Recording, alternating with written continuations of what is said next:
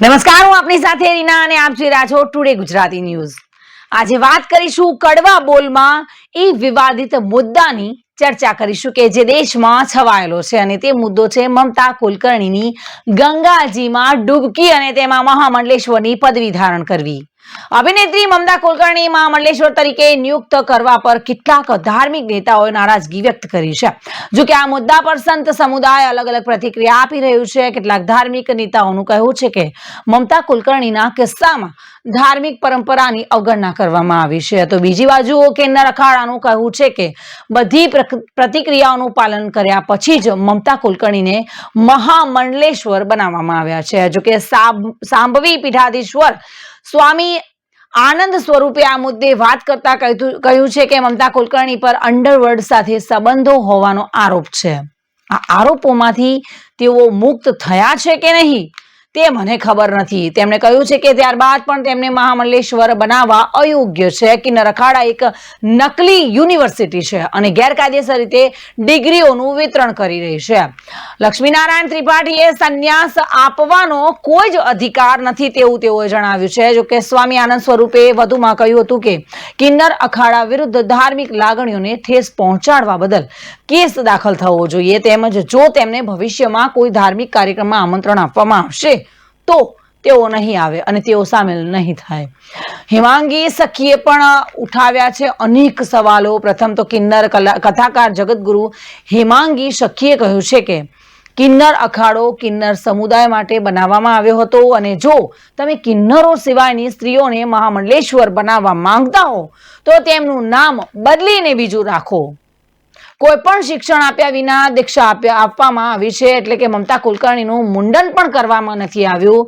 ચોટી કાપીને તેમને મહામંડલેશ્વર બનાવવામાં આવ્યા છે, તે યોગ્ય નથી। એટલે કે કોઈ પણ મહામંડલેશ્વર જ્યારે બને છે ત્યારે માથે મુંડન કરવું પડતું હોય છે અને જે દીક્ષાના નિયમો હોય છે તેનું અનુકરણ કરવું પડતું હોય છે। પરંતુ મમતા કુલકર્ણી વિદેશથી જ્યારે અહીંયા આવ્યા અને તરત જ આ નિર્ણય લેવામાં આવ્યો હતો અને તેમને મહામંડલેશ્વરની પદવી પર બેસાડી દેવામાં આવ્યા છે। એટલે જ સમગ્ર ધાર્મિક નેતાઓ છે તેમાં ક્યાંક લાગણી દુભાઈ હોય તેવું લાગી રહ્યું છે, કારણ કે જ્યારે મહામંડલેશ્વર બનવાનું હોય છે ત્યારે અનેક જે વિધિ હોય છે તે રીતે પૂર્ણ કરીને તેમાં પ્રસ્થાન કરવાનું હોય છે। એટલા માટે જ કિન્નર અખાડાઓ વિરુદ્ધમાં સંતો પ્રતિક્રિયા આપી રહ્યા છે। જો કે તેઓ વધુ કહ્યું હતું કે મમતા કુલકર્ણી પર બાબા બાગેશ્વર પણ ભડકેલા જોવા મળી રહ્યા છે। તેમણે સવાલ ઉઠાવ્યો છે કે કઈ રીતે મહામંડલેશ્વર બનાવવામાં આવ્યા છે। બાગેશ્વર ધામના મુખ્ય પૂજારી એવા પંડિત ધીરેન્દ્ર શાસ્ત્રીએ રવિવારે પ્રયાગરાજમાં ચાલી રહેલા મહાકુંભમાં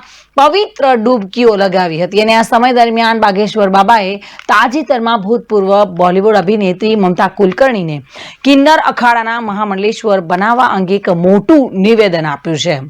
મહાકુંભમાં ભૂતપૂર્વ ફિલ્મ અભિનેત્રીને મહામંડલેશ્વરનું બિરુદ આપવા પર બાગેશ્વર બાબાએ ચિંતા અને નારાજગી વ્યક્ત કરી હતી। ધીરેન્દ્ર શાસ્ત્રીએ કહ્યું કે કોઈના પ્રભાવ હેઠળ કોઈને संत के महामंडलेश्वर कई रीते बनावी शकाय, हाँ ये मोटो प्रश्न नारा है। ये संगम है, संतों का संगम है, भक्तों का संगम है, दास और स्वामी का संगम है, भक्त और भगवान का संगम है।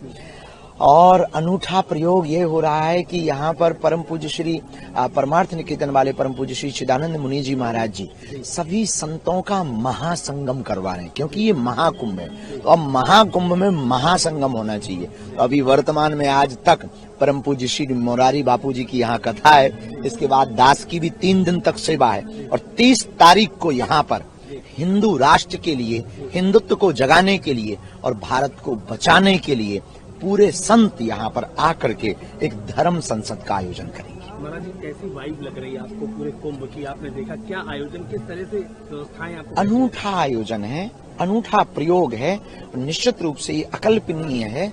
और दूसरी बात, यहाँ के सभी महापुरुष जपी तपी योगी, हमारा तो सब छोड़ो છે કે કોઈના પ્રભાવમાં આવીને મહામંડલેશ્વરનું જે પદવી છે તે કઈ રીતે આપી શકાય। પંડિત ધીરેન્દ્ર શાસ્ત્રીએ વધુમાં કહ્યું છે કે આ પદવી ફક્ત તેને જ આપવી જોઈએ જેમાં સંત કે સાધ્વીની ભાવના હોય, લક્ષણ હોય, પરંતુ તેમણે કટાક્ષમાં પણ એવું કહ્યું છે કે તેઓ પોતે પણ અત્યાર સુધી મહામંડલેશ્વર બની શક્યા નથી. ધીરેન્દ્ર શાસ્ત્રી પોતે પણ હજુ સુધી મહામંડલેશ્વર નથી બન્યા. એટલે કે તેઓનું કહ્યું છે કે અભિનેત્રીમાં કયા એવા સંત અને સાધુના લક્ષણ છે કે કિન્નર અખાડાના મહામંડલેશ્વર બનાવી દેવામાં આવ્યા છે. તે રીતે તેઓએ વિરોધ દર્શાવ્યો હતો. જો કે આ મુદ્દે લોકોની ચર્ચા પર ધીરેન્દ્ર શાસ્ત્રીએ કહ્યું છે કે દરેક વ્યક્તિ પોતાનું કામ કરતા રહે છે.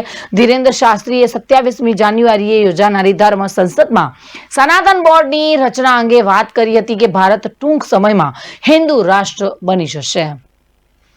ધીરેન્દ્ર શાસ્ત્રી મહાકુંભમાં 5 દિવસ સુધી રોકાશે અને તેમની કથા અહીંયા 27 થી 29 જાન્યુઆરી સુધી ચાલુ રહેશે. તે 29મી તારીખે મૌની અમાવસના દિવસે અમૃત સ્નાન કરશે. 30મી તારીખે કોન્ફરન્સમાં પણ હાજરી આપશે અને જે ધર્માંતરણ કરનારાઓને દેશ નિકાલ કરવામાં આવશે તેવું તેઓએ જણાવ્યું હતું. 24મી જાન્યુઆરીએ રાયપુર તેઓ પહોંચ્યા હતા અને બાગેશ્વર ધામના પંડિત ધીરેન્દ્ર કૃષ્ણ શાસ્ત્રીએ કહ્યું હતું કે દેશભરમાં બાગેશ્વર ધામ હનુમાન ચાલીસા મંડળની રચના કરવામાં આવશે અને ધર્મ પરિવર્તન અટકાવવા માટે હનુમાન ચાલીસા મંડળોની રચના કરવામાં આવી રહી છે. જો કે તે કામ ચાલુ થઈ ગયું છે. તેઓએ 24મી જાન્યુઆરીએ જ જાહેરાત કરી હતી કે સમગ્ર દેશમાં હનુમાન ચાલીસાની રચનાઓ કરવામાં આવી રહી છે. ધર્માંતરણ એ દેશમાં સૌથી મોટો મુદ્દો છે. ધીરેન્દ્ર શાસ્ત્રીએ કહ્યું છે કે આજના યુગમાં એટલે કે ભારતમાં મોટા પ્રમાણમાં ધર્માંતરણ થઈ રહ્યું છે અને એ સૌથી મોટો મુદ્દો છે. ધર્માંતરણનું સૌથી મોટું કારણ નિરક્ષરતા છે. લોકો અભણ છે, લોકો અશિક્ષિત છે, જેના કારણે તેઓ ધર્મ પરિવર્તન કરી રહ્યા છે. વિદેશી ભંડોળ દ્વારા ધર્માંતરણ થઈ રહ્યું છે. એટલે કે જે બહારથી જે પૈસો આવે છે અને પૈસાનો ઉપયોગ કરી અને જે હિન્દુ ધર્મના લોકો છે તેમનું ધર્મ પરિવર્તન થઈ રહ્યું છે અને તેના વિરુદ્ધમાં તેઓ એક મોહિમ ચલાવી રહ્યા છે અને સમગ્ર દેશમાં હનુમાન ચાલીસાનું જે પાઠ છે તે ભણાવવાના ચાલુ કર્યા છે અને તેઓએ કહ્યું હતું કે અમે ધર્માંતરણ કરનારાઓ સામે અવાજ ઉઠાવીશું અને તેમનો દેશ નિકાલો કરાવીશું. એટલે કે જે ધર્માંતરણ કરાવી રહ્યા છે તેમને દેશમાંથી બહાર કાઢવામાં આવશે તેવું ધીરેન્દ્ર શાસ્ત્રીએ કહ્યું હતું. અને તેઓએ કહ્યું હતું કે બસ્તરમાં પદયાત્રા કાઢી અને ધીરેન્દ્ર શાસ્ત્રી આ પદયાત્રા સ્વરૂપે લોકોને એક સંદેશો આપવા જઈ રહ્યા છે. ધર્મ પરિવર્તન રોકવા માટે છત્તીસગઢના બસ્તરથી તેઓ કૂચ કરવા જઈ રહ્યા છે. પંડિત ધીરેન્દ્ર શાસ્ત્રીએ કહ્યું હતું કે છત્તીસગઢમાં ધર્મ પરિવર્તન વિરુદ્ધ કૂચ કાઢીશ અને વિશ્વનું બીજું સૌથી મોટું ચર્ચ જે છત્તીસગઢમાં જસપુરમાં આવેલું છે અને જસપુર અને બસ્તરથી પદયાત્રા કાઢી અને દારૂબંધી અંગે ધીરેન્દ્ર શાસ્ત્રીએ વધુમાં જે નિવેદન આપ્યું છે તેઓ કહી રહ્યા છે કે છત્તીસગઢમાં પણ દારૂબંધી હોવી જ જોઈએ. છત્તીસગઢના મુખ્યમંત્રી અમને ખૂબ જ પ્રિય છે અને આવનારા સમયમાં રાજીવમાં મહાકુંભ થવા જઈ રહ્યો છે અને જેમાં સમગ્ર ભારતે મુખ્યમંત્રીને આમંત્રણ આપવું જોઈએ. છત્તીસગઢની માટી અને છત્તીસગઢની ભૂમિને પ્રેમ કરતા ભારતભરના લોકોએ રાજીવ મહાકુંભમાં આવવું જોઈએ. એટલે હાલ તો જે 144 વર્ષે જે મહાકુંભ યોજાઈ રહ્યો છે, જે મહાયોગ થયો છે, તેમાં લોકો ડૂબકી લગાવીને પવિત્ર થઈ રહ્યા છે.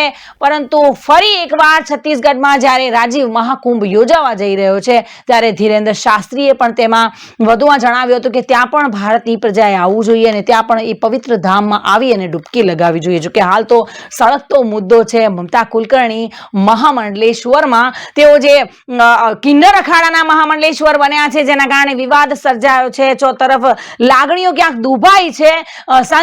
સંતો અને મહંતોનું કહેવું છે કે જે પદવી માટે લોકો અનેકો વર્ષો સુધી તપસ્યા કરે છે, સાધના કરે છે અને દીક્ષા લે છે અને ત્યારબાદ મહામંડલેશ્વરની પદવી પ્રાપ્ત થાય છે.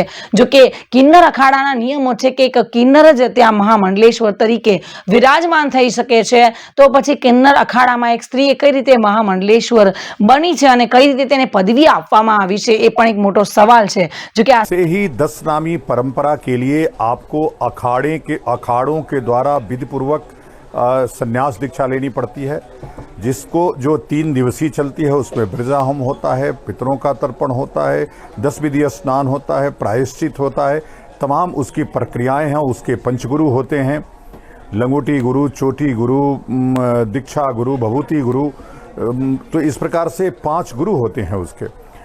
ममता कुलकर्णी अचानक फिल्म इंडस्ट्री से विदेश से आई, गंगा में डुबकी लगाई और उनका बाल काट करके मंडलेश्वर घोषित कर दिया गया।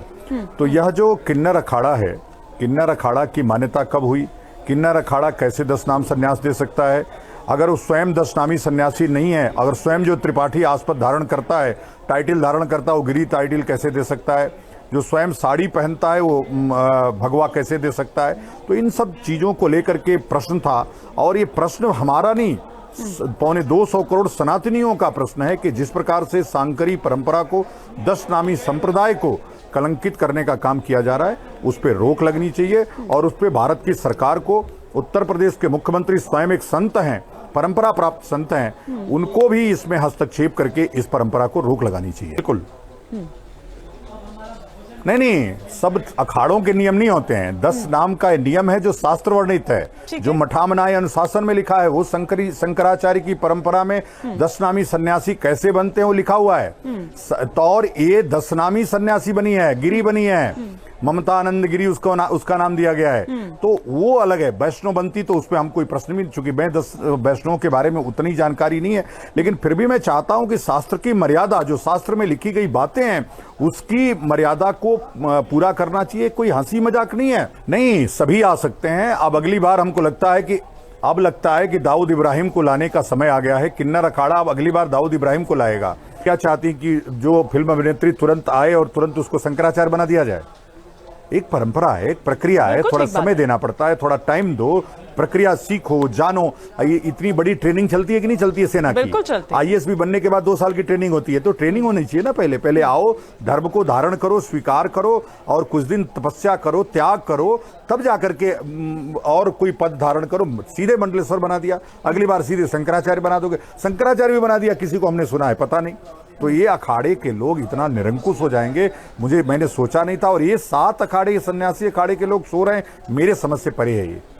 तो मेरी ममता कुलकर्णी के प्रति संवेदना है। वो इनोसेंट महिला है, उसको जिस प्रकार से ड्रग के केस में फंसाया गया, वैसे ही किन्नर अखाड़ों द्वारा उसको ला करके फंसा करके संन्यास दिला करके उसका बेड़ा गर्क किया नारा है। આપવામાં આવી છે એ પણ એક મોટો સવાલ છે, જો કે આ સવાલો બાદ અનેક સવાલો હજુ પણ ઉઠતા રહેશે અને આપ જોતા રહો ટુડે ન્યૂઝ ગુજરાતી।